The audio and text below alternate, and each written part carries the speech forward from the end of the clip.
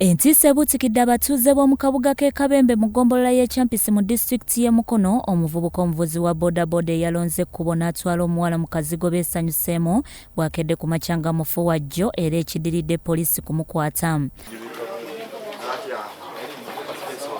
Omukwate ategerekese nga Lutaya Musa ate muganzi we kati omugenzi ategerekese Keria Catherine nga kigambibwa nti yavudde ku kyalo ky'abazaala mu ggombolola y'Entunda era poliisi ng'eyambibwako abakugu baayo bazze ne beekebejja omulambo wakati mu by'okwerinda eby'amaanyi era okukakkana nga poliisi omulambo egututte okwekebejjebwa.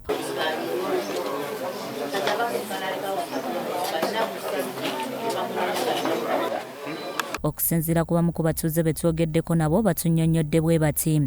Omuvubuka munnaffe yakiguddeko naye musabire Katonda asobole omukulusa ebizibu ebyaguddemu essaawa zino kuba yabadde naye yalonze ekkubo naye lyobuukidde ekkubo.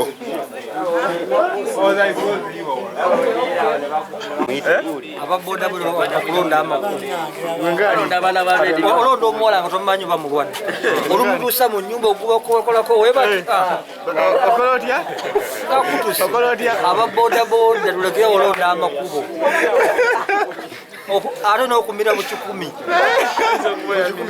oleta omwana w'abandi omanyi omizeka 10 ko ogendamu kabasanya atuukako we afe balina ebirwadde by'emitima tulekera awo ababoda okubyanza. Ssentebe w'ekyalo kino gwe tusanze mu kifo kino ne landiroodi w'ennyumba zino baganye okubaako ne kye boogera era babadde bakambwe nnyo.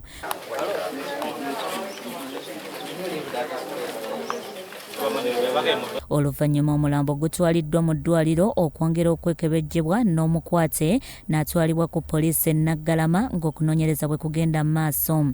Omwogezi wa poliisi mu Kampala n'emiriraano Patrick Onyango akakasizza okufa kw'omuwala ono era n'ategeeza nga bwe batandise okunoonyereza. Omulambo gwa Mutaya bamukutte, Lutaya Musa katali mu kaddukulu kaffe eri Naggalama. Omulambo gw'omugenzi bagututte mu ggwanika eri Kayunga oyongera okwekebejja okukakasa Anto Catherine ya kiki kyamuse. Bya Eric Yiga, Crossall TV, Omunnyo.